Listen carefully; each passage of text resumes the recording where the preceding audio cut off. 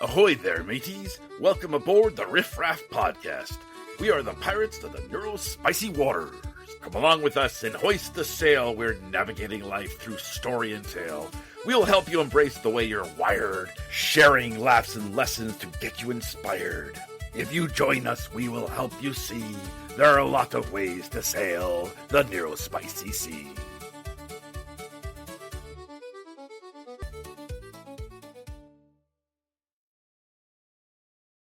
Your puns. Are those glasses, Sydney, help you with light or with sensory issues? Yes. Cool. Sorry, Is it the color or just having sunglasses? Having sunglasses and it helps reduce the brightness of the light. Okay. I wasn't sure if it was a specific color or there was. Yeah. Cool. All good. Thank you for asking. Yeah.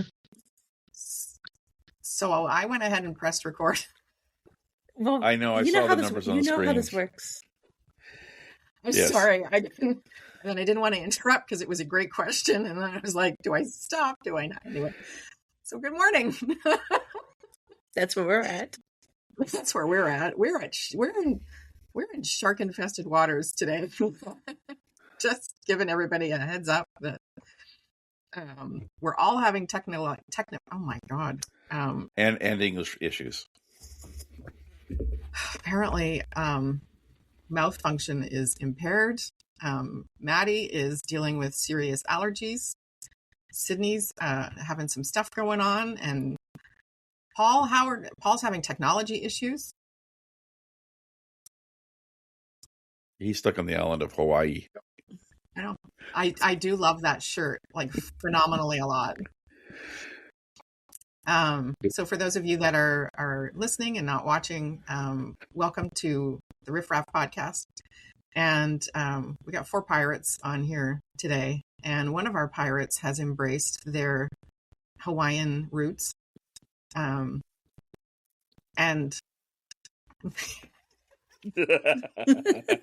he's doing some hula.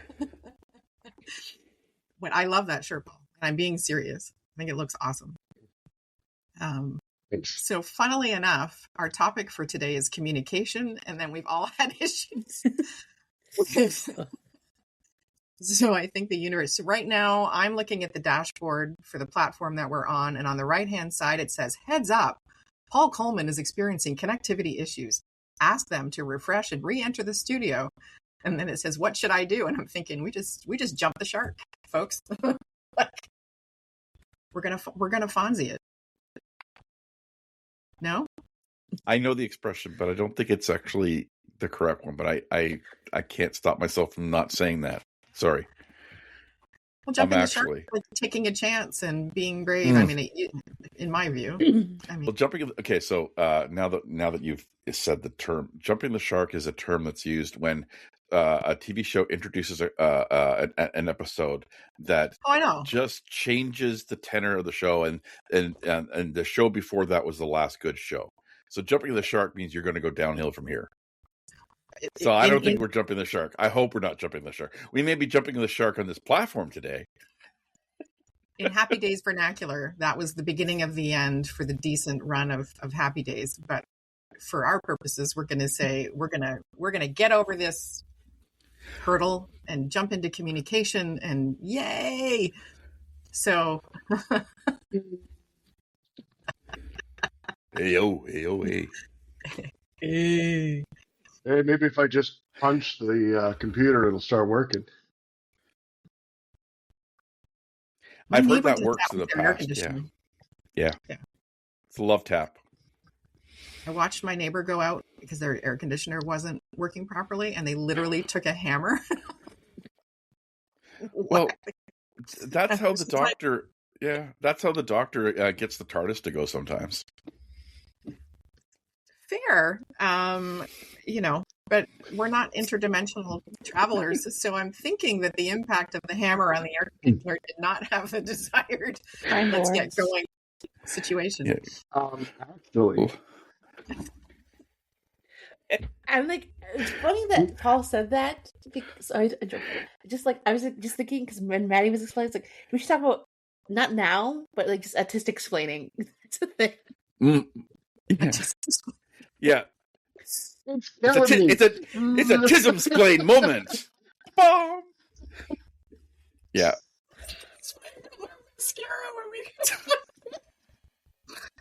I didn't put mascara on. I did not. Go ahead, Paul. Yes, please. It comes free on the compressor if it's seized. That's all I'll say. Oh. Freezer. So, folks, for those of you that missed Paul's expert advice, if your compressor is frozen, whack it with a hammer and see what happens. And just for context, Paul spent a significant number of years in the trades. And that's my expert advice. So you want to compress the compressor by whacking it? You want to hit it on the side, right? Because that will just jog something loose. I would say more on the shaft, but HR.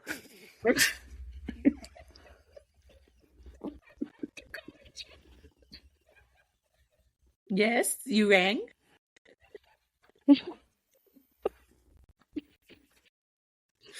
Oh, we're going for the Happy Days version of jumping the shark at this. My gosh.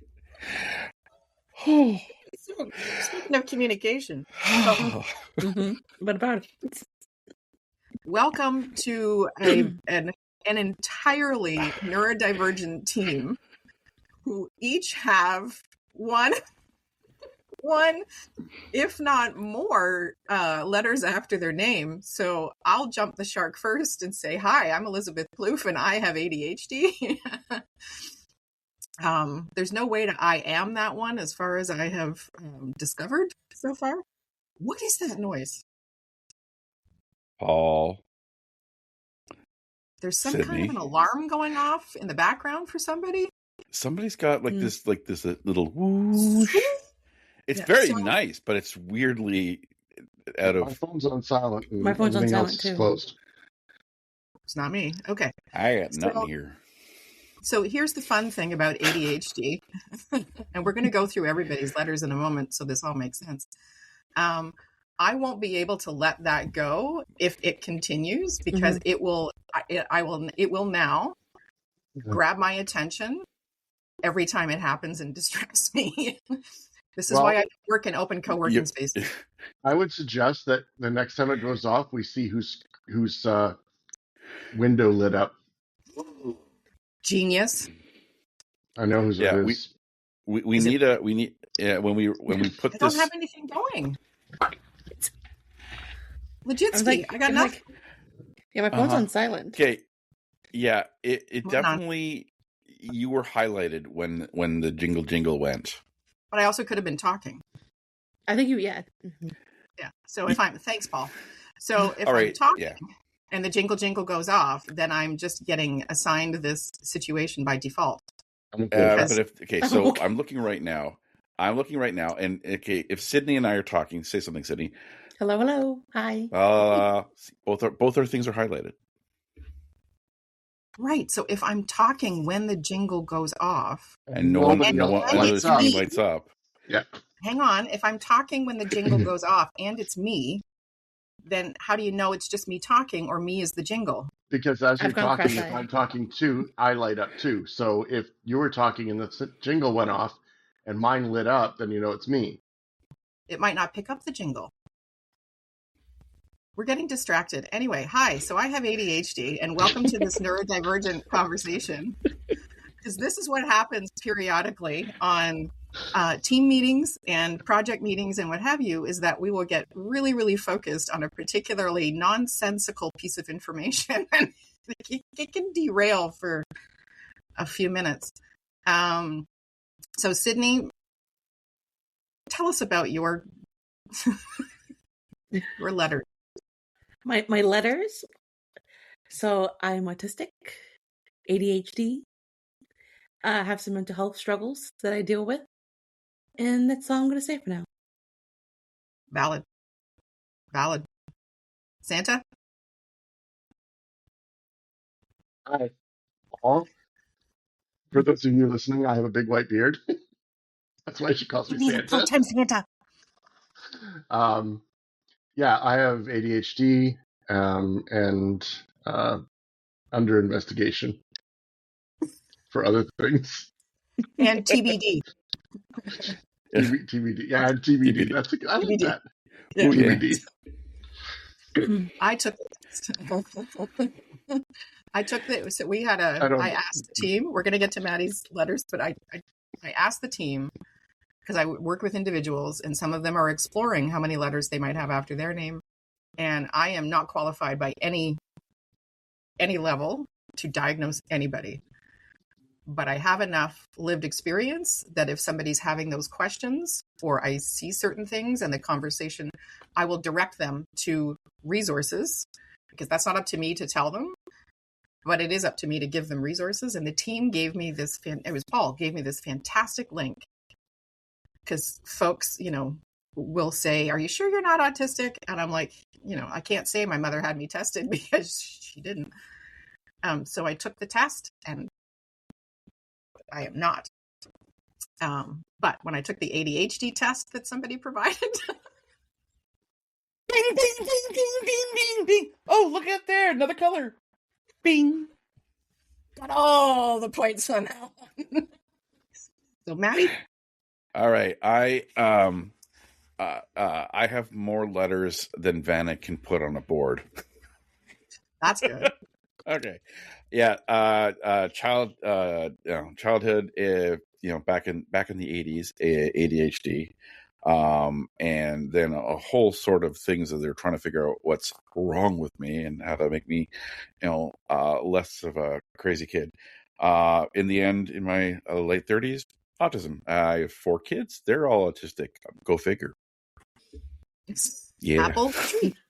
Exactly. Yeah, exactly. But three of them, three of the nuts that fell off the tree are also experiencing various degrees of ADHD as well. Yeah. So I came into my understanding of being neurodivergent through my son being diagnosed. He is autistic, dyslexic, and ADHD. And my husband's also dyslexic. My daughter's going through to be tested for ADHD. And we're going to move into communication, but we always try and include an encouraging situation. If you're listening and you're new to learning about neurodivergence, then welcome. And, we are not a typical team, but we probably are a typical team. I've actually never worked with an entirely neurodivergent team before. And it's been awesome because I feel so much better. I don't think I've ever said this in front of the whole team, but I feel so much better knowing I'm okay. And it's because of working with this team that I've learned that I'm okay. Thank you. Because like Maddie shared, we all go through a lot of shaming and finger pointing and putting the blame on us for not being able to navigate things or reading the room wrong or not getting the hint, which gets into communication. And working with this team, I've worked with Paul for the last 7 years, worked with Maddie for the last 6 years, 7 years, Paul, by the way. Thanks for that face. That was awesome. I feel so loved. Paul's communicating. It was the time issue. It's like time. As we get older, time is a little bit weird for us. It is. Oh. Timey wimey. Sydney hasn't expressed. It's not me. It's not me. That was me, but that was not a ding dong. That was an Avengers theme. Yes, but it was also a phone not on silent. Mm. I was trying to have a moment, but now it's ruined. Well, you had the moment, but then it got squirreled. It did. Go figure. That's my ding, ding, ding, ding, ding. That's my noise, not the little jingle bell situation. Just saying. Okay, moving on. So now I've lost the momentum. You've been working with Paul for 7 years. Right, Maddie, and then Paul had a stroke. We realized it's 7 years. Mm-hmm. Maddie for 6 years. Yep. 2021, y'all. 5 years. when we did our first podcast together, and we also worked. Oh, yeah. We're 14 minutes in, and we haven't talked about anything important. So then, Sydney. Ran it in, folks. Ran it in. And Paul has a hard stop at 10. Yeah. What's that, Paul? So we talked about me. You're always important. We know that. You're Santa. To be helpful to others. And then Sydney last year. Yes, so it's a year. It's a year. So what's kind of cool about all of that, folks, is that if you're in a situation, either you are, already in the knowing around your neurodivergence, or you're new to it, communication can be one of the struggles. Because if you don't understand the way your brain functions, if you don't understand the way sensory issues might impact, or being in a team, or all those types of things, then you don't have any way to share how it's best for you to communicate. And there's no understanding in the room of why certain things might happen. And it's harder to build trust, and it's harder to showcase your expertise. Like, just overall, things get harder. So I would consider, out of the four of us, Maddie to be the most verbose. They're covering their face. You got it, dude. You got it, dude. You got it. Thank you, Mary Kate and Ashley. So Maddie, what would you? You've been really, like, one thing I've really appreciated. Yeah. You are very vulnerable, and you are very honest about how it's been for you, and where it's been a strength and where it's been a challenge. So, from a communication lens, what would you say your journey's been like? Okay, so as much as I like to talk a lot, and I joke that you put a microphone in front of me, and or a camera, and just give me a topic and I'll go. That's like it's been a journey for me to find my voice in terms of the communicating when things are not clear, or I'm not sure of situations. It's taken me a while, really until the last decade, for me to understand who I am and my role in things. And in order for me to be able to have that voice, I had to learn to listen. Communication is a two-way street, and I don't think I realized that through the first 40 years of my life. It's the last 10 years that I learned to listen, which has allowed me to speak more. And when I speak, have more clarity. One of the things that I love doing, I'm on a program called Echo Autism, where there's a hub of experts who share information and share wisdom, share knowledge to folks out in the community, in our case pediatricians, psychologists, educators, and then we work through a case that somebody brings up, and it's really like the term we have in Echo, it's all teach, all learn. And I learn just as much from these things, from all of the people around the screen, as they learn from me. And that's really been, this last 10 years has been all teach, all learn. I share and I learn. And I think that's what makes, I think it's what's made me more effective. It's because I'm learning from the people that I'm also sharing with. So would we all be okay if we went around and did what Maddie just did, and then maybe talk about our current communication challenges and strengths, and maybe how communication works best for us? Is that okay with everybody? Sounds good to me. Okay. That's fine. And I'm on so mute. didn't we have a talk about this just 30 seconds ago, it feels like? That wasn't my thing. But it wasn't on mute either, so But it is on mute. I just muted the phone, and it's still doing that. Throw it in another room then. All right. Moving on. Communication. Can you repeat the question, please? So when we look at our communication journey, right, and what that's looked like for us over, I don't know, can be life, can be, you can pick a time. What would you say is you've learned, I guess, about your communication situation? Yeah, so I feel like I'm healing my relationship with communication, actually, because when I was younger, I had to go to speech therapy, and so I couldn't say my R's properly. I would speak too fast.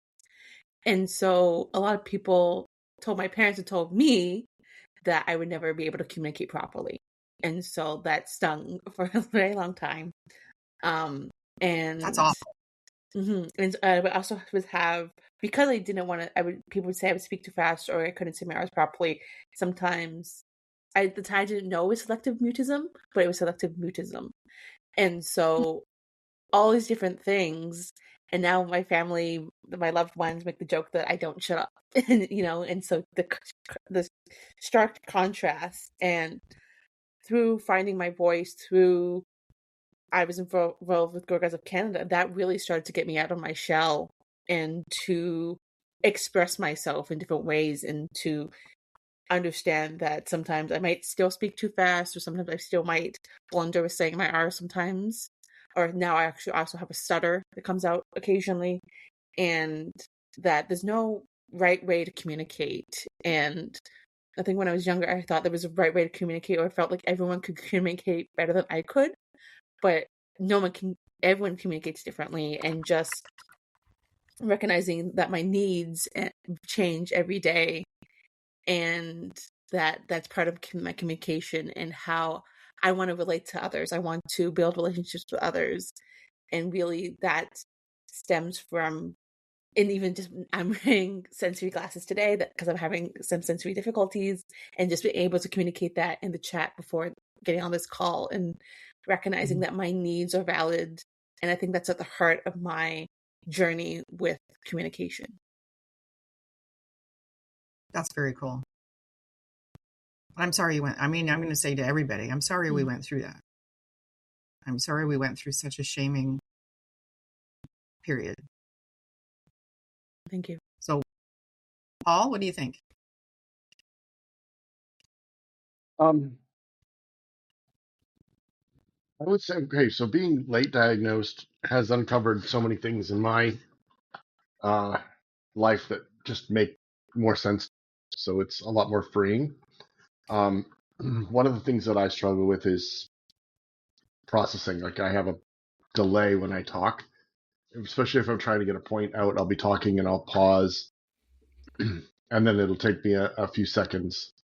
People have a tendency to hear that silence piece and step in and talk, or try and finish your sentence for you, or think you haven't, you don't have the idea formed enough to speak it, so they'll take over and take off, and that is so damaging. I find myself, I just end up just stop talking. I'll just shut up if I'm in a group of people where people start doing that. But at the same point, my ADHD, if somebody is a slow talker, my brain is firing off and going, "Would you just finish the thought?" I know what you're going to say already. It's awful. It's awful. Yeah, it is. It's awful. Like, and God bless me with a son with the same pause. And my wife will say to me, "You of all people should have more patience." I love Colleen so much right now. We're all thinking it. We're all feeling it. 100%. You have 4 people with ADHD on a meeting who are all simultaneously trying to be respectful of everybody else's processing time. And I will tell you that there are some times where there's a gap and I have to physically tell myself, shut up. They're getting there. They just need that moment. You do not have to fill the silence. And then I have to really focus on their silence in order to be respectful of their process. And that's not to say I don't periodically fall down with that, but in the last 5 years, I've made a really concerted effort to not fill the space and to try and remember to say respectfully, do you need a moment to process that? Because then we can both sit comfortably in the silence. That person doesn't feel awkward that they need that moment. And I'm like, all right, I'm good. I'll sit and wait. The thing is, though, that I could have the thought fully processed. And it's just that pause is necessary with my brain to get the words out. And so it's not a matter of, do I need a minute to process it? No. And that actually can make it worse. Now I'm thinking about the fact that, okay, people are noticing this pause more than I see. There it is again. No, that makes sense though. Yeah. I know what you're going to say. So do I, though. So when I say, do you need a minute to process, what I mean by that is, do you need to, like, whatever your process is, not processing the idea. Yeah. So would it be better to say, do you need a sec? No, I think it would just respect the pause. Respect the pause. Valid. Okay. I want a shirt with that. I'm going to get a shirt with that on. Respect the pause. Yeah. But with bunny pause, that would what I need. Yes, respect the pause. That's something. So I'm in a similar situation to. Well, I don't know. From a very, very young age, I have been very, very verbal. And my parents also never used euphemisms, never used baby language. So here I am, this very small kid who is very precocious, very social, very communicative, using language that most kids my age weren't using. So I'm already a bit weird. I'm already, if you think my filter is bad now, you should have met me when I was 10. I can remember specific. Here's a weird. I've been thinking about this a lot. The way my brain communicates in memory. I am standing in my parents' friend's house, and I am 10 years old, and I am a bridesmaid in their daughter's wedding. And somebody gave them a nice bedside lamp. And somebody made a comment about the nice bedside lamp. And I'm like, well, when they're on their honeymoon, that lamp's not going to be on very much. I am 10. And all of the adults in the room spun around like an exorcist and just went, what did you just say? No idea where that came from. Mm-hmm. No idea. And I didn't understand the context of what I had said.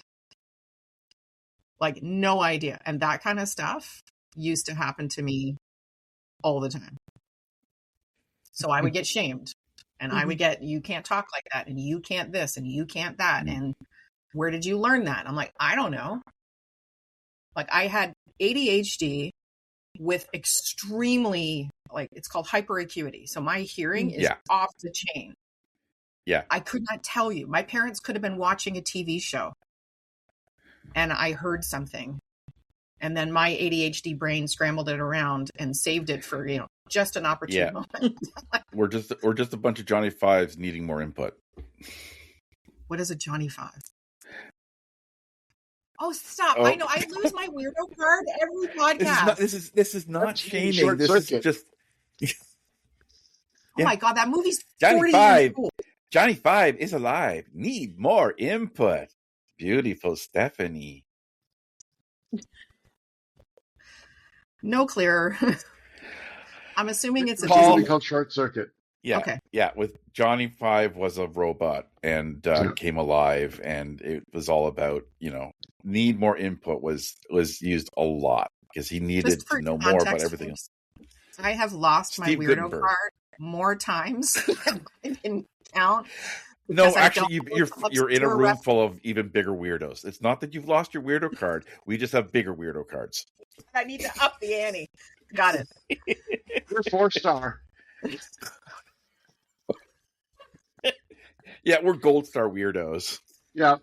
Oh, I'm a wannabe. It's You're fine. common weirdo. I'm a common weirdo. Oh, I like that. That could be a t-shirt. You're a yeah. I was gonna make a comment about. Spent more time outside. Well, see, you've been tempered by the Girl Guides, so you have a different. The time you spent with the Girl Guides is not time you were spending watching movies and reading comic books. That's what I'm saying. I actually saw a tree now and again when I was anyway. So I used to read comics in a tree that I climbed. So, well done. Exactly. But that is an interesting connection because Sydney and I. No, seriously, because Sydney and I were in Girl Guides. Together, not together, but we were both in Girl. I'm significantly older than Sydney, so. But I grew up in the generation of Girl Guides where somebody like me, who doesn't do well with rules, doesn't do well with subtle communication, doesn't do well with agendas and things like that from a communication perspective, did not pick up some of the things that were being said to me in Girl Guides as things that I should take action on. I'd be like, well, that's nice. And then I just keep doing it the way I wanted to do it. Just another bit of information. Yeah, thanks for that. I'll file that away. And if I, feel like that's a good idea, then, maybe I'll, which by the way, 30, 40 years ago was not how Girl Guides was structured. And nowadays, would we say, so within our vintages, would we say that we've seen a change in communication? Maybe specific to neurodivergence, maybe more awareness of different styles of communication. And my youngest daughter was in Girl Guides, and it was the first place that she found connection with people her age. Wow. Me too. Yeah. I did.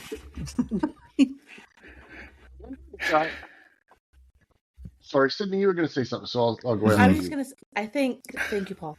See, look at that communicating. Gold star. I think I have a silver star because I interrupted twice. You just lost your silver star. Sydney, go. Oh, star. But it would be more frustrating, but I know this is who Maddie is, right? I know. And I think that's kind of also part of communication. You know the person. And so when you don't know the person, you could think it's malicious attackers. Like when I first met Maddie and saw these outbursts, it was like, am I doing something wrong? But as it kept happening, it was like, oh, it has nothing to do with me. This is just how Maddie processes the world. This is how Maddie communicates. This is how Maddie shows up. And that's nothing to do with me. And so that's kind of goes with the point I want to make about needs and how needs are different depending on the person, not regardless of neurotype, right? And so, and even our own needs look different every day. Like some days, and so just being mindful of that. And I think really, you have to really know yourself and be open to continuously knowing yourself and growing and being like, what works well for me, what doesn't work well for me. And I think really understanding that your needs are valid and that your needs are ever changing and evolving, but also be mindful that the person beside you is the same thing. And so I think that's what I would like to share on that. Well, and to your point, most of the time, so to be clear with everybody, Maddie and I spend more time with Maddie in conversations about, I can't even tell you how many different things. And so the way I react to Maddie can be new to some folks, but Maddie's fully aware of, right? So that's the other piece of it. And I'm so glad you said that, Sydney, about we never know what's going on with the other person. And so for folks, I can only speak through the ADHD lens. We can sometimes internalize that and think we've done something, which sometimes we have, right? Captus interruptus over there. Sometimes, and I'm the same way. If I have something that's just, that can be scary for some folks because it's a lot of energy that we're bringing to the table because we're very, very eager about what we want to say. Mm-hmm. And if we're missing the cues from a communication perspective that we're being overwhelming to the other person, which I've been told before, then that can create other challenges. So, Paul, you had a point. It's gone. It's dead. Well, it was valid then, but it's okay. It's always valid. No, it's carry on. It's okay. Okay. So I think that was the other thing that we were going to talk about. Have there been times where the way we communicate have created difficulties, not from a needs perspective, but from a style perspective? Yeah. So one of the challenges I have is, like, when it comes to a verbal conversation, I'm there in the moment. I'm aware, I'm listening, I'm communicating, but I'm not retaining. I'm not remembering the words. So places that respect, like when I was in Nortel and I would have conversations in the hallway, I would say to people, okay, can you email me what you're looking for? Can you just email me what we've talked about, and then I can do that. And when that was respected, things got done. But in other places, they're thinking that, well, if it's important to you, you'll remember. I don't know how many times it's been said to me. Well, the point is, no matter how many times you say that, I will not retain that in the moment. If I'm not writing something down, like if there's no tactile way to it, or if I'm not seeing words on a screen, there's nothing I can do to force me to remember this. I remember things that I see. I remember things that I have tactile, because I have a visual memory. Like it's an extraordinary visual memory, but I need a visual or a tactile connection to the audio. If it's just pure, like one of the things I hate in meetings is when it's just talking and there's no agenda, there's no PowerPoint, there's nothing to guide us through it.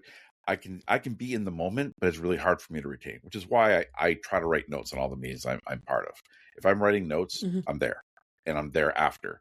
But if I'm just in a meeting and I can't write notes, or if I'm talking, I can't write notes while I'm talking. So that's my communication challenge that I have in a work world. So kinesthetic processing allows you to change the place in the brain where things are stored so that you can retrieve it better later. Yeah. Okay. That makes sense, because I'm a kinesthetic person. It's a multimodal way of most people are not just one way of communicating. They're generally, especially I find with autistics, there's generally two that work together. So one of the things we do during meetings, if you happen to be in a workplace, there's a variety of tools for online meetings, obviously. I am not familiar with all of them. We've gone away from Zoom, and so we use Google Meet as part of our team meetings. And one of the reasons we do that is it provides notes. There's a note taker that we are we're 99% diligent about making sure it's turned on from the beginning. It's supposed to be automated. Sometimes Google has its way with our technology, but that then provides that written record for me. I agree. If I'm in a meeting, the challenge is sometimes I can get so focused on taking the notes, I miss the next thing that the person's saying. Yeah. And then I'm hooped because I've missed something. And I used to get in trouble. Classroom. You have to take notes. You have to da-da-da-da. Okay, but my brain is either going to focus on taking notes or it's going to focus on whatever, but you're not going to get both. Yeah. It's not going to work that way. So every meeting that we have has Gemini notes attached to them, which for Maddie also likes to have the transcription. I think we usually leave that on. I don't know. I think so. Because I like to, like, sometimes I say nuggets and a summary doesn't get me the nugget. And I want to get the nugget of what I said. Valid. It also breaks the meeting down into an agenda in that it clarifies who was in the meeting, what it perceives as the top level things that were discussed in the meeting. Then it breaks down the conversation points section by section. And then they've recently changed the format, and now the action items are at the top. Yeah. As long as it's there, then it. But it also provides a record of what was discussed. Paul, is there anything that you have found that has created is a need for communication, or is there a way you show up that sometimes, like, whatever you want to share? If we're talking like work-wise, corporate-wise, that kind of thing. Yeah. Yeah, I'm right there with Maddie. I need written direction. If you tell me something in a conversation that needs to get done, it's a crapshoot whether it's going to get done or not. But if I'm given a task list and a date to finish it, that really helps. Because I suck at note taking, so. But yeah, that's one big thing. That's one thing that I know some people listening. There's two trains of thought out there, and it's like, do you disclose or don't you disclose? And I get the train of thought, like, that you don't want to disclose if you're new in a job, or, like, you don't want to be judged. But really, if you don't, how can you have accommodations made for you?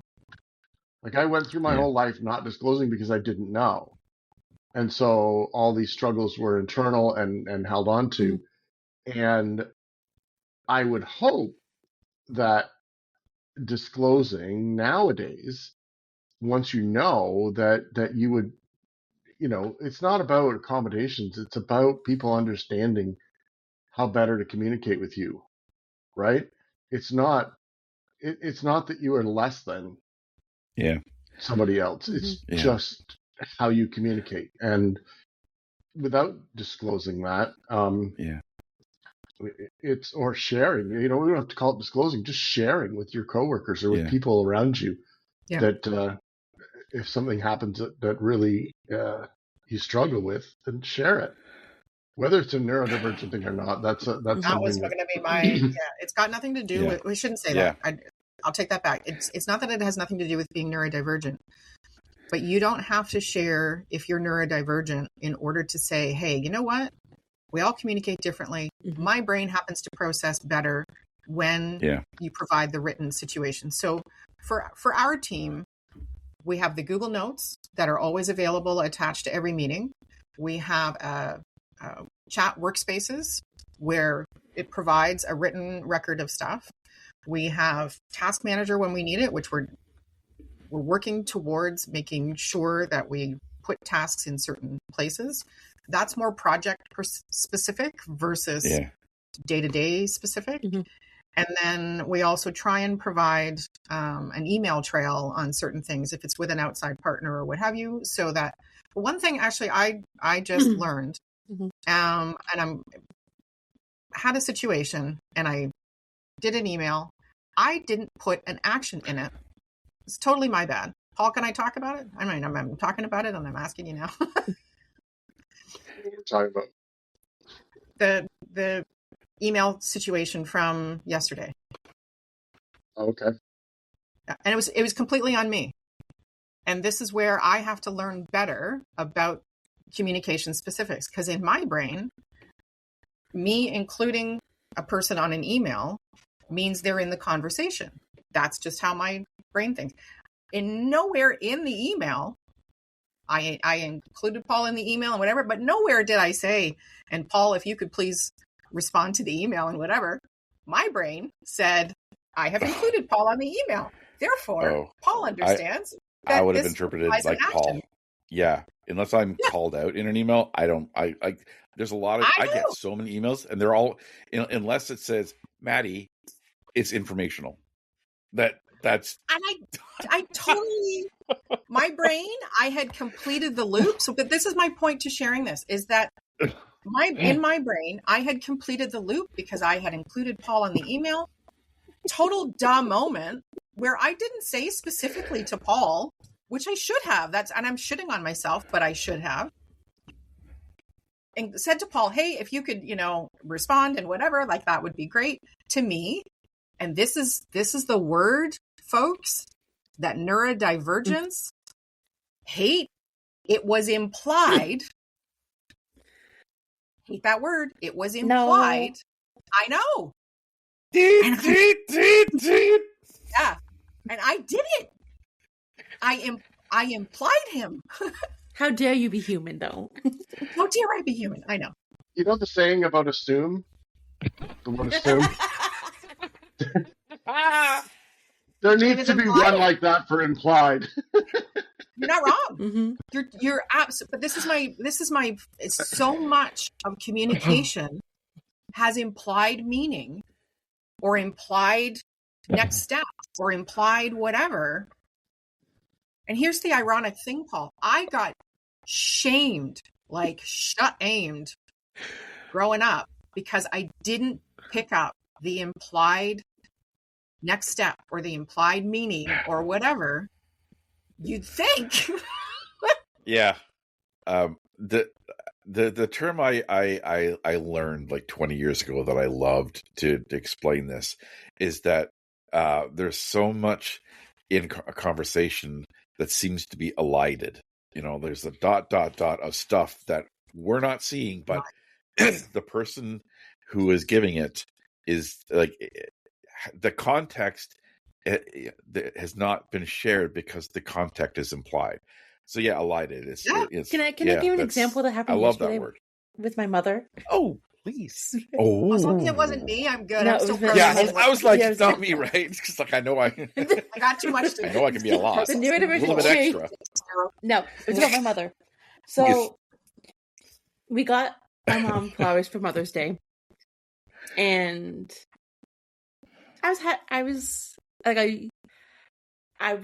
so she had cleaned the vase that the flowers were in because none of the flowers were dead, and so she put them, disposed of them, and then had to clean the vase. And then I was putting away the dishes, and I said, "Mom, where do you want the vase?" And she's like, "Oh, just put it in a cupboard." I'm like, "No, I know she wants it somewhere specific, but like I think I know where it goes, but I'm like, maybe she wants it somewhere different, or like, just tell me where you want it because I don't want."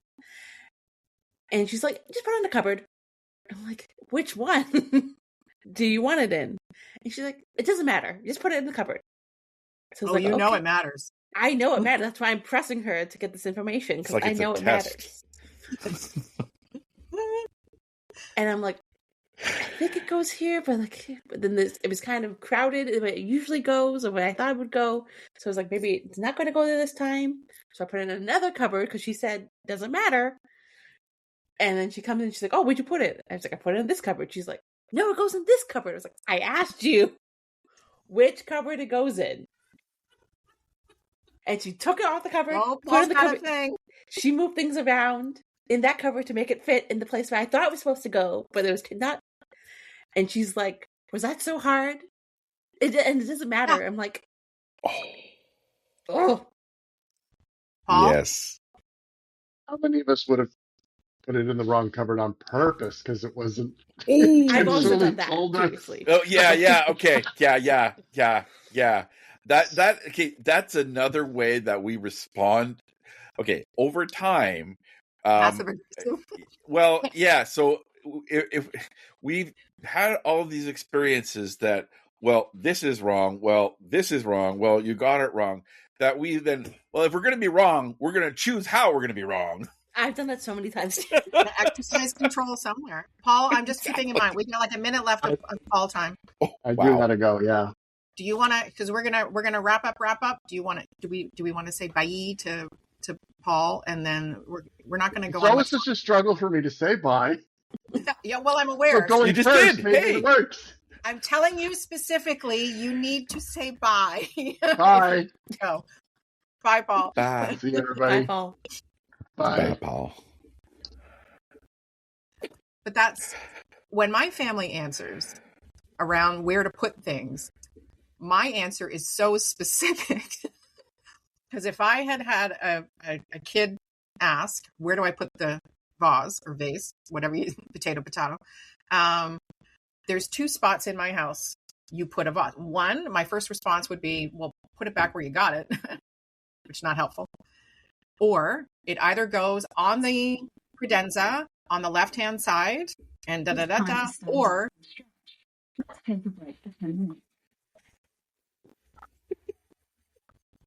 No context. Or it goes on the right-hand side in the cupboard.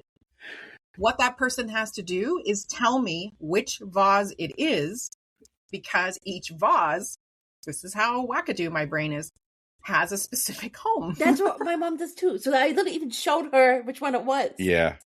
Oh, then I would be able to immediately tell you where that has to go. And I would be annoyed if it ended up there. So I have several kids that cannot handle more than one instruction. Like you can't say, go do this, then this, because one of them will get done, but they may mix up which it's so my husband does that. I'm very flexible, and if I see something in the wrong place, if I'm happy that the attempt was made, really, to be honest. My biggest challenge with my kids is to get them to clean up their own crap, because that's the only rule I have, right? Clean up your own mess. If everybody did that, the place would be okay, and then we just have to work on the small things that are shared things. So I'm just happy if they've done the attempt. I am up to so you're right, and my mom try is not. To have great. That's why I asked her the clarifying questions, and she still. Yeah, I'm just saying, Sydney, if I was your mom, I would have given you a hyper-specific situation, because nothing frustrates me more. My daughter just did this. Speaking of communication. Family time. I cut my own hair. And I know that sounds weird to folks, but I have a very good hairdresser. I love her to bits. I've had her for years. It's the mirror. She's now out in Brantford. Oh, okay. It's a problem. So I have professional scissors, starting with the ones I bought to help Maddie's hair. And then I have grown my collection. Yeah. Yes, that's another story. Don't show me the fur. Yeah, that's... Anyway. Show me the finger, and I'll show you the fur. Valid. So I have 3 sets of hairdressing scissors that I keep in a specific drawer and in a specific place and whatever. I go to find them the other day because I got some things that need a... Nobody in my family will respond. So we have set up a group chat to handle family discussions, because people will say things to me when I am knee deep in writing, working, watching a show, like whatever it is. If they haven't asked for my attention and they've just walked into the room and announced something and then walked out again, I guarantee you 90% of the time, I was not listening. And then the other thing is, my daughter could be telling my husband something and I'm in the room and she thinks I'm listening to that conversation. And sometimes I am, but you're right. For the most part, you're talking to dad. Like, I might tune in for a second just because I'm nosy, but then I tune back out unless it's something juicy, because I don't. Valid. I don't want to know. I got other spaces in my brain that have things that need to go in there. So I cannot find my hairdressing scissors anywhere. All 3 pairs are gone. Gone. And nobody's responding. I'm communicating the shit out of this because now it's making me a little crazy. Daughter took all of my hairdressing scissors outside to clip the dog. To clip the dog. To clip the dog, people. For real? For real. Some of these scissors are $65. These are not like your garden or your crafty. These are like proper hairdressing scissors. On top of that, she then puts them back where we keep the dog trimming stuff. Oh my God. Not the drawer where they have lived for the last 25 years.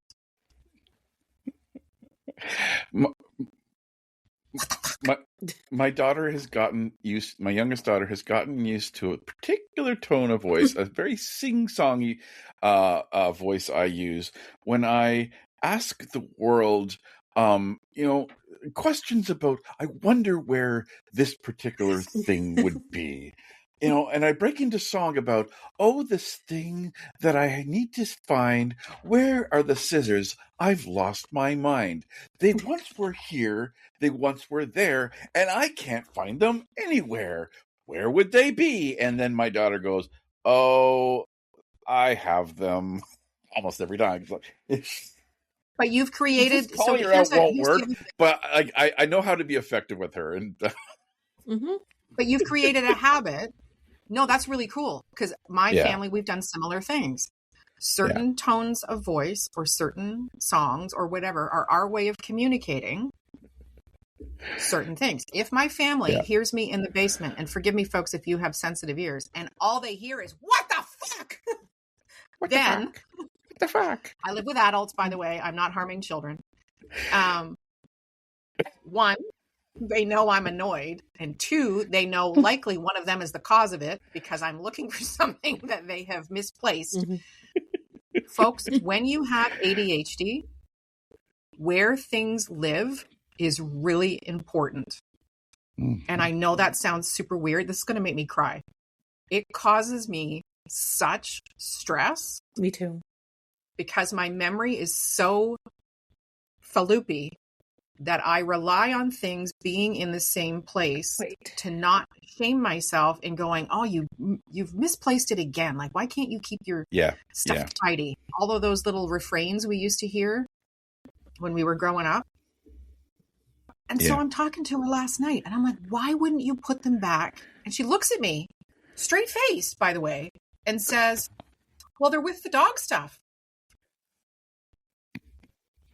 I'm sorry. Why is that logical? She recontextualized it based on the last use. I almost recontextualized her face. Yes, but so she's just proved her ADHD. That, like, you don't need another test. There's no doubt. Her ADHD brain re-indexed based on the last use, and it makes sense it's also why we put things in particular places that other people don't, even though we get something from some place, but we use it for this, then we're going to put it back where we use this. That's why my scissors keep missing. And there's two places why where can't this. Do that? There's two places where these scissors can be. Ago. Yeah. So no. Yeah. I actually, my daughter recently has been really bad about taking plates and bowls and forks and spoons into her room and not bringing them back, to the point where all of the spoons were gone. Because I don't keep very many, because I don't want to wash very many dishes, because experience. So I have bought a set of I have bought some a box of bamboo spoons, and I keep them in my office, and I only use them for me. And I've told her, it's like, I'm not gonna get, if you want soup, wash it. Bring the spoons back, please. Sydney, do you find that? Is that a tool that you use? Is same spot or? Like at my desk, so my friend comes over, and I have a lot of stuff on my desk. I have a lot of stuff. And I have a lot of interesting things and different knickknacks too. And he picked them up. I do not know what you refer to. And I'm like, put that back exactly where you found it. And I actually saw this thing of why I was trying to find it, but I couldn't find it. But it was basically like, it's kind of like the predictability. And we have to process so much. That's one less thing we have to process. Yes. So decision-making fatigue can create communication challenges because I have glasses on right now. For those of you that are listening, they have blue light blocking. Some of them have very specific functions, and all of them, I had to go up a diopter, but most of my glasses are the same prescription. It's not a prescription. I buy like 5 pairs for whatever. But there's a reason I have like 30 pairs of reading glasses. One, they might all look different, but two, there's a pair that sits at the dining room table. There's a pair that sits on the kitchen shelf. There's 2 pairs that sit at my chair. There's a pair that sits beside the TV. There's like 5 pairs down here at my office, because I don't want to have to remember where I left my glasses. Now, if I had to have a prescription, I would still probably put out the money. I would find the cheapest way possible to get multiple pairs, because the other thing is my husband also has to use readers, also is apparently the same strength. And so it does not occur to him that it's a problem to come and take the glasses, because his workshop is over the wall here. If he's working at his computer, he will just come and take glasses off my desk. I'm like, hey, mofo. Like, 1, I've already bought you your own. And 2, put them back if you're done. because I will lose my ever-loving mind thinking I have misplaced them again. And I don't want to go through that little shame spiral of, oh, did I screw up again and not put it back and yada, yada, yada. So I have bought him his own. He's still, his favorite pair are my pink cat eye reading glasses, and I will never get those back. I have lost them forever. Oh.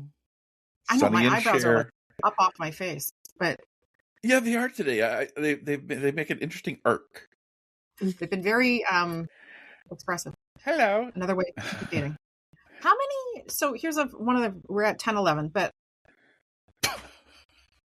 no, I think this is something I learned at the recent leadership summit. I ended up having the privilege of speaking with somebody who is in a high position and also happens to be deaf. Speaks, but is deaf, so can lip read, signs, everything else.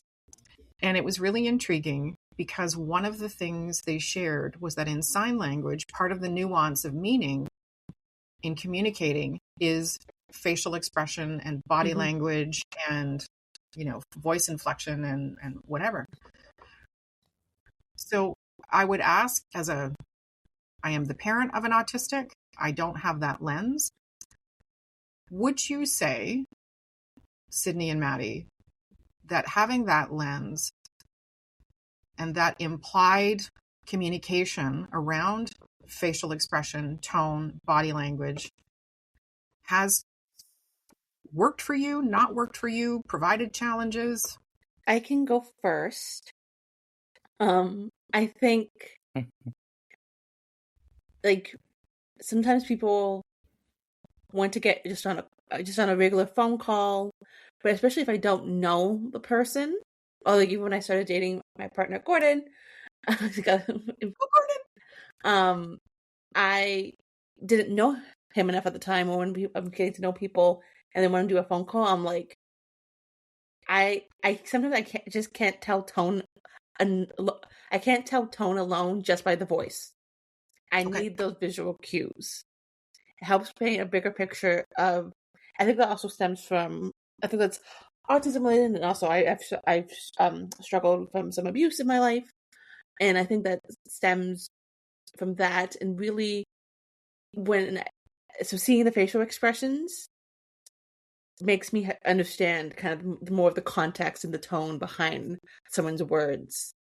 And as I get to know the person, like now I can close my eyes. If Elizabeth speaks, I can literally see the nuances in her face if she says certain words. And and the same with Maddie, and same with my partner Gordon. Like once I know the person, I know them. I know it so well. It's kind of like I'm still visualizing it as I'm talking to the person on the phone now, but I can see it clearly because I've seen it before, and it allows me. Do you find it creates safety? Do you feel safer? Very much so. Okay. So that is a really cool. Sorry, Maddie. I just wanted to add an action to that.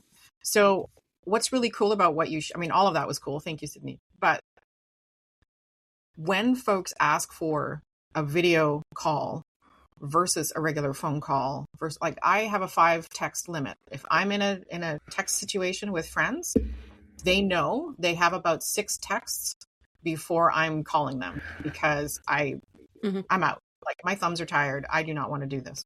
But that is a really important way of communicating need around communication, that I need that layer so that I can get the full understanding of what you're saying. Wouldn't that be a cool tool? Is to have a neurodivergent chat tool that you could set the time, the amount of text before that the people could have on a particular point before you can make agreement. Let's huddle. Yeah. You said you have a 6 text limit. It's like Elizabeth GPT. I know that. It's like this is a 2-party, consent state, right? Oh. I have established the communication parameter multiple times, and I'm being serious about this because this is I know. Yeah. But I've established this as a parameter for my brain, and so Sydney has done like the way you verbalize that. I love that you've recognized what you need for clarity, what you need for safety, what you need to sort of build trust and a good relationship with that person is those multiple layers around communication. And being able to share that with someone then allows you the grace to be able to communicate the way that works for you, but also, like you're not doing it just to be challenging. You're doing it literally because you want to have a better relationship and understand the other person better. Just another quick point, like, because Gordon prefers phone calls, right? And so now I can have phone calls because I can literally see the nuances in his face, but he's really just talking to me, and there's no visual, but I can now see it in my brain so clearly. Or sometimes if I am, you have like an encyclopedia now of inflection in his voice and what that correlates to his. I'm like, oh, what are you eating? Like he's like, and sometimes if I have moments where I like, sometimes my brain's like overwhelmed or like things. I'm like, I need to get on a video call today instead because I can't detect those nuances. But the encyclopedia is closed right now. It's stuck on That's the homepage. A really cool way of looking at it, though, that you have built a resource around what somebody's voice means to their face, and that provides you that missing gap to be able to do a phone call instead of video because you've built up that library. That takes a ton of your resources, though, to do that.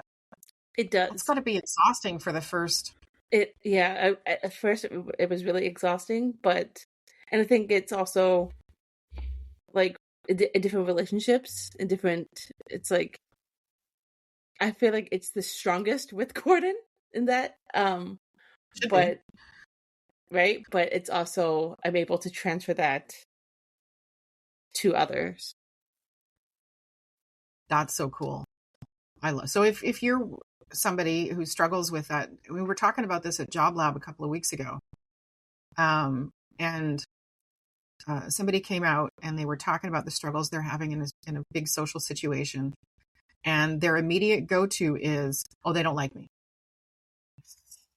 The ASD is strong in this one. Okay, so I said, let's do an exercise, and we did, and we went through. And the group gave me the answers. I did not fill in the blanks. I said, how do you tell if somebody likes you? And we went through and everybody provided, and James was there and Maddie and Sydney both know James. He actually provided, no, you did great. And then I said, okay, and how do we tell when somebody doesn't like us? And went through that whole list. I said, okay, when we look at the list of how do we tell if somebody likes us, how many of these do folks who are autistic struggle with? And they chose. It was extensive. And I said, so in the absence of data, we tell ourselves stories. And in the absence of the skills to tell how somebody likes us, we tell ourselves that the don't like me list is true. Maybe it's just there's a barrier to seeing the like me list. And I would just watched the people who had been struggling with this, their whole brain just kind of went. So, Maddie, what would your answer to I forget what the question was. Well,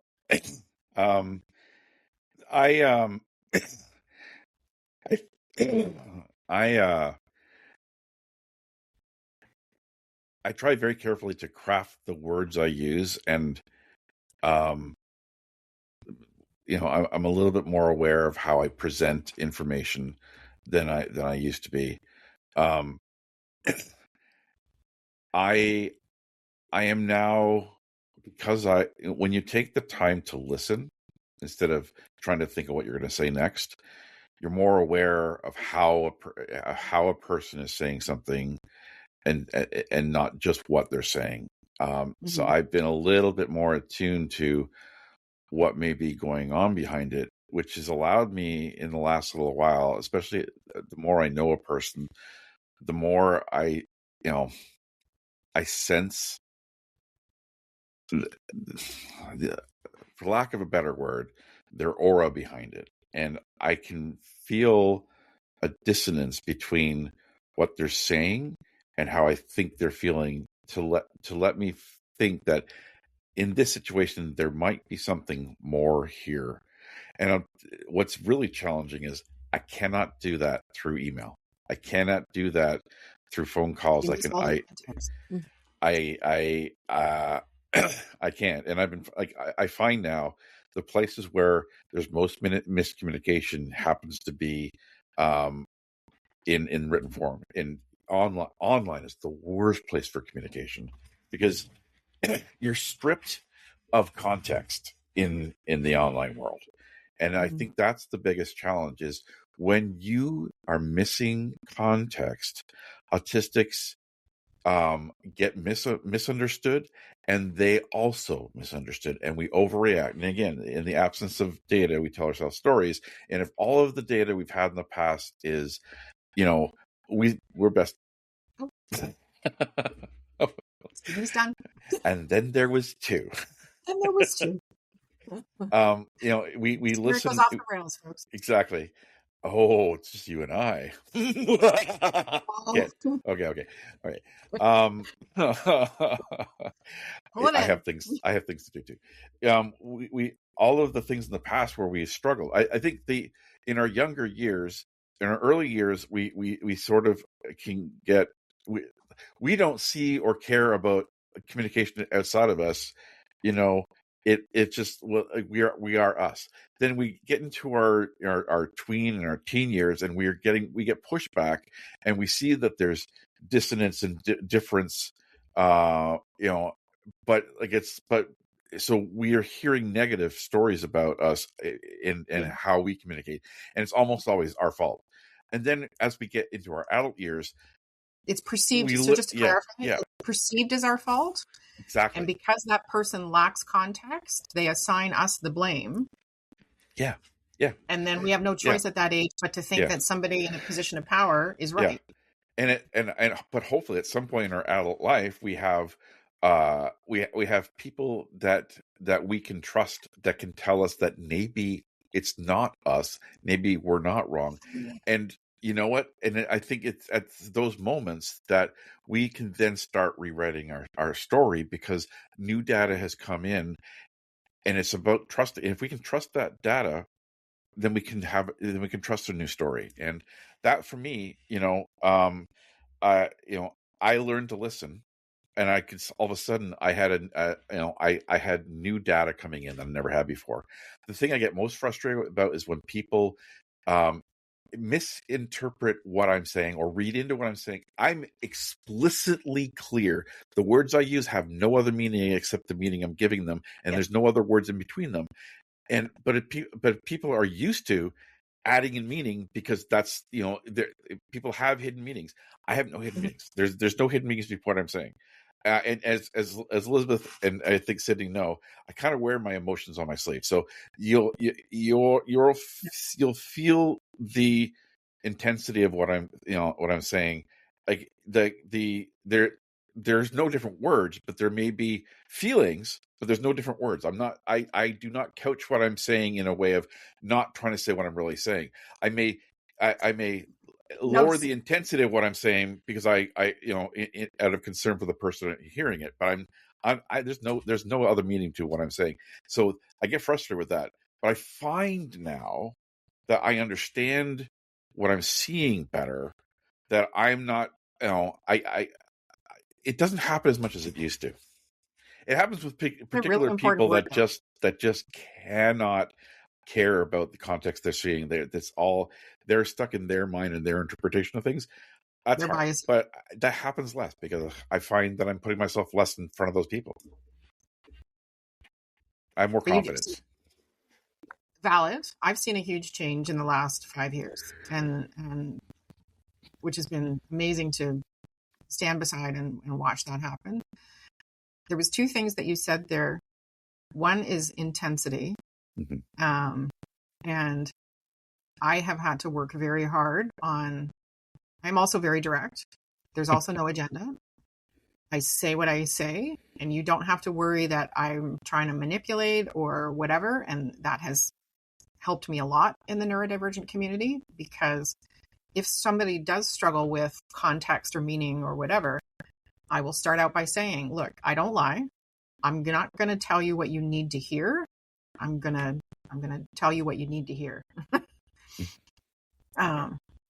And I think that's something that can be missing in communication. When people assume a bias of incompetence, they tend not to provide feedback. So if there are communication struggles, and Maddie and I have had these conversations, right, with going both ways around, okay, like we need to chat about. So one of the things that'll happen in the Google chat, we need to talk. Yeah.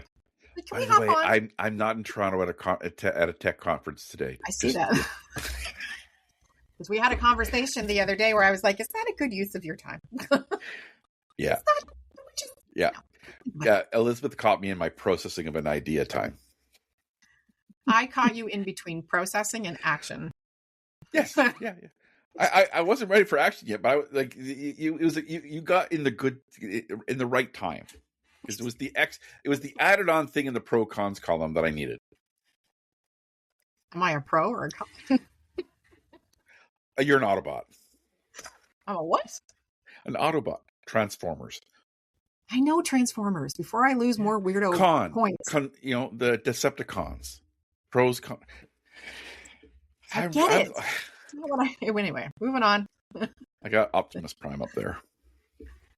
Love Optimus Prime. Yeah. I swear to God, I was driving down the 401. Hang on, I can't lose my Transformers thread, or I'm going to lose more weirdo points. I'm driving down the highway, and I look in the mirror, and there is a huge, like this thing was huge, black semi, and it was all black. And I swear to you, and I apologize but I went, Jesus Christ, I'm being followed by a Decepticon. Like that was a legitimate Nemesis Prime. Yeah, that's somebody black version in the Transformers universe was barreling along behind me. Yeah, exactly. And I swear to you, I'm like, that thing is going to turn into a robot in about 30 seconds. I was literally panicking. There's no reality in that, folks. But that's where my little brain went, was I processed from the moment I saw the truck through the movies I've seen to an altered reality where it could actually happen. And this was in like a 30-second window, and literally caused me to panic that this truck was going to turn into a Transformer. Every time I go out, many times when I go out in my wheelchair and I leave my house, I think Autobots roll out.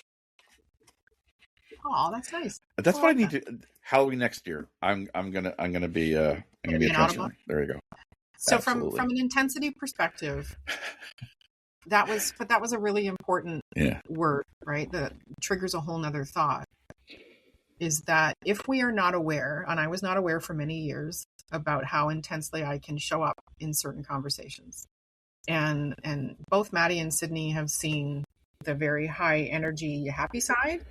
And they've seen the fuck around and find out side, and not directed at them, but in situational. And I forget. I'm a short lady. Just for context, I'm like a short little over 50, 5'3", slightly fluffy white lady with very pale skin and blue eyes. There's nothing about me that screams danger. Like red hair. That does though. That the red hair does. Okay, it's like seeing prickles on a porcupine. It's like something could be there. The red hair is like I'm not naturally red, so that's we don't know that. Oh, you. I was almost 10:30. I have a meeting at 10:30. I know we're almost done. I know we've gone over again. Just like it's 1:18. It's been an hour and 18 minutes for the podcast, but we started late because of technical difficulties. Yeah, so 20 minutes late. So. Yeah, it was a thing. So from an intensity perspective, I think if you're in a situation and you are in a conversation with somebody who has been brave enough to share with you that they are neurodivergent, whatever that looks like for them, and take a moment to see how they need to process. Take a moment. It's not on them to constantly advocate. It's not on us to constantly advocate for what we need in the room. Take a moment, read the room. If you see people are showing up with either lower energy or just it's more subdued, it is not your time to come in and let it all fly, right? You got to read the room. There's no levity in that moment because you don't know the context of why people are a little more subdued. It could be fear. It could be just their low energy that day. It could be that they get overwhelmed by people with high intensity. And so we're not asking you to change who you are. We're not asking you to change who you are. We're not asking you to be something you're not. But what we are asking you to do is respect the other people in the room until you understand their context. And like, just, and I also understand from a neurodivergent lens that sometimes reading the room can be a challenge.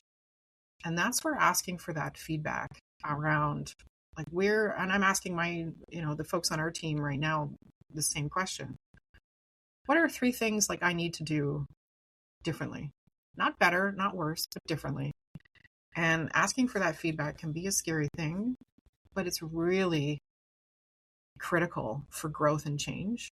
And communication can make or break what you're doing either on the job or in your business or in relationships or whatever. And when we don't ask, we operate with faulty data, and that can continue to damage situations that we need to be successful for us. One of the things I had. So keeping in mind, Sydney's got to go. Yeah. I was like, I have to go. So Sydney, is there any little wrap up that you would like to put on that? I think the only wrap up I would say is really take the time to recognize your own needs when it comes to communication, and also understand that others have different needs than you, and just understand those things. Just be mindful. Yeah. Mm-hmm. All you can do is try. If you're truly trying. So Sydney's got to go. I think Maddie and I are going to do the Bye. I got to go in 8 minutes. So me too. I know. Yeah. This is such a heated topic, though, because I know you and I have been in situations, especially at the leadership summits and other events, where people don't provide feedback on communication and don't take time. Okay, folks, just to be clear, this is not a license to go up to somebody who is potentially being highly energetic because they're struggling with overwhelm or they're struggling with burnout or they're struggling with something. This is not a license to walk up to them and lose your shit. Yeah. This is an opportunity to try and check in with that person. Yeah. And first you need to discover if that's how they show up all the time, then that's a different conversation. But they might be on the struggle bus and maybe you can help versus hindering. You only have control over how you communicate. And so one of the things that I've had to learn is, do I really need to say this? Do I really need to say something? And that goes for both verbal as well as online. That's the hardest thing. I was very much involved with Twitter, which is now Twixter. And it was so stressful and so toxic. So I started having to ask myself, do I really need to do this? I would write the post, but before I hit send, I'd ask myself, do I need to? Who is the audience? What's the value in this? Is it the right use of my time? Because I know that if I click this, I'm going to have a response, and I can't control the amount of response, but I know there's going to be one. Do I really need to do this? So I've had to learn that. But the other thing I've had to learn to ask is, when somebody's saying something, if it looks like they're asking for my opinion on something, I've had to learn to say, do you want my full opinion, or do you want just a quick basic thing? Because I will, if you want it, I just know that it will be, kind. Will you call but it full. professor mode? Oh, professor mode is what I accidentally go into when people start. I go spouting on about a topic, and I go deep into education. Yeah, that happens a lot. That's when I'm unaware. It's usually when somebody's like, my daughter says, "I think you're in professor mode now," and I'm like, "Oh, okay, yeah." So this is different because I do a similar tactic to Maddie. That I will say, if somebody says, I want you to be honest. Like, do you need to think about that? Do you? Do you and really? So I do. I'm like, hey, we don't know each other well, but exactly. I will say now, because I used to take that at face value, and I'd be like, "Oh, open season here. Well, that fucking sucks." Like, somebody asked me, they had purchased a new software for their organization, and I took a look at this thing, and it was just a heap of trash. And like, it was not. Keeping in mind, folks, I am in no way technologically savvy, but I'm also not technologically unsavvy. And I've done a lot of research. I own a technology company. I've co-designed a platform. Like, I have some minor compared to Maddie, minor, but enough to be dangerous. I'm augmented. And what's that? I'm augmented. You're minor. I'm augmented. It's a music pun. Okay. Minor, major, augmented, diminished scales and chords. Right now I'm diminished, but that's okay. Okay. So that's fine. Sorry. So then they showed me this for the audience platform and asked my opinion. I also didn't like the person very much. So I did not give them the buffered version. I looked at them and I'm like, it sucks. Like, what do you mean? I'm like, would you now I asked, how many examples do you need of how much it sucks? Because I can give you 5 right off the bat. I'm like, it's not intuitive. It's very poorly laid out. It is hard to navigate. There's no, this. It's not and they looked at me and went, well, I really liked it. I'm like, that's not what we were discussing. You asked what I thought about it. You can like it. That's totally fine. If you're going to go ahead and use it, like, go ahead and use it. But if you were expecting me to agree with you, then maybe you should have asked the question differently. I've gotten much better about, again, it's not filtering. Well, I suppose it is, but it's lessening the intensity and focusing in, on the opinion and on like taking into account the person and not the subject first. Valid. Yeah, but there are some things that I cannot, my brain cannot hold back an unfiltered response. And that's usually in the case of something like, hey, we're going to use Teams for this meeting. But that's also, just to wrap up, that's also advocating, because for certain individuals, Teams is not a great experience and can physically cause sensory challenges and what have you. Yeah. So that's not so much. I know that, but No, but for the audience, it's not so much that Maddie has a strong opinion about Microsoft. It's that Teams literally causes them physical challenges, and it brings audio it can create audio meltdowns and shutdowns. And I'm having to use it more often, and it's really, really challenging. I love Word. I love Excel. I love PowerPoint. I used to love Access. All right, though, there are some really great tools that Microsoft has made. However, Teams is not one of them. Teams is just not one of them. I agree. So at the end of it all, folks, one of the reasons we chose this topic is that communication is something that impacts pretty much 99% of your life. And if you happen to be neurodivergent, it can be harder to pick up the things that you might need to be aware of, right? And Maddie mentioned earlier about auras and things like that. And it's interesting because when we were in a situation and the less pleasant side of me came out in contextually, it was warranted. But I watched Maddie's face as that person emerged, and their eyebrows went up and their face changed and whatever. And I was like, oh, and in the moment I took note of it, but you were still in that mode. Yes. I was in the dark side. Yeah. You were picking up data, but you were continuing the story. Oh, it needed to. Anyway, it worked out in the end. Nobody died. Yes, exactly. But I wasn't. No humans were harmed in that moment. Almost. Oh, yeah. It was close. It's all in love. Not in that moment. But I wasn't aware I shouldn't say that. I have had a growing awareness in the last 20 years because of a number of people have said I physically change if I get angry. And, you know, it's an energy thing. And I've had people say to me, you have this light. And I don't know what that, but when more than one person says something to you, in my brain, it's worth exploring. So I've had both sides. I've had awareness brought to the Kraken sitting on my shoulder, and I've had awareness brought to the I wouldn't say angel, that's a bit of a reach, but you know, whatever symbol that could be for the. It's a friendly demon. It's a demon.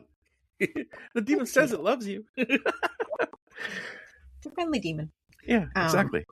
Yeah. We'll use Fiona. So we'll wrap up. We'll use Fiona because that relates. I drive a green Mini Cooper, and my daughter came up with the thing, and so my green Mini Cooper is called Fiona, and we have Princess Fiona, and then we have Ogre Fiona. And sometimes the princess wins, and sometimes the ogre is like, yes. Yeah. More awareness around the ogre moments, because I wasn't realizing how that was impacting my communication, both giving and receiving. Yeah. Yeah. So that's what we're trying to build. And maybe we'll continue this on the next one to further expand on it, because it's such a complicated topic. Oh, it is. Like we've talked it, like there's so many facets of it. You know, it's the processing of communication. It's the doing. But honestly, when it gets down to it, when there's miscommunication, sometimes it's because it's our own it's our own misinterpretation of the data. You know, and so we act within the stories we have for ourselves. Sometimes you just, you know, you need to. The only way to change the story is to reevaluate the data. 100% agree, and that can't happen unless we have communication situations going on. So thank you for joining us today, folks. If you happen to be neurodivergent, welcome to the Riff Raff. If you think you might be neurodivergent, you likely are. Yeah. If you're just a jerk. It's a wide umbrella of a long sliver of humanity, in a small sliver of humanity. True. We'll wrap up, because this is something Maddie and I talk about frequently and agree on. If you just happen to be a jerk, please don't claim neurodivergence. You're doing us all a disservice. Yeah, that's a comma. Don't talk to your mom. Jerk, comma, neurodivergent. They can be coexisting. Yeah, if you have JERK as letters after your name, please do not claim ASD, ADHD, DYSLEXIA. Yeah, just don't do that. Yeah, we don't like that. It's something. Thanks for joining us, everybody. Disagree with. Don't open that door. Okay, thanks everybody. We appreciate it. Bye now. Bye now. Subscribe, and listen to us next time. Bye. Bye.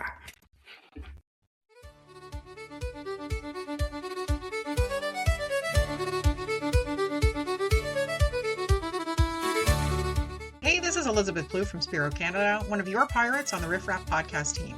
My fellow pirates include Maddie Dever from Autistic Bridge, Sydney Elaine Butler from Accessible Creates, and Paul Coleman from Creation Designs, who is our very own Arctic LARPing Santa. Thank you for joining us on the Neurospicy Seas, and we wish fair winds to you all.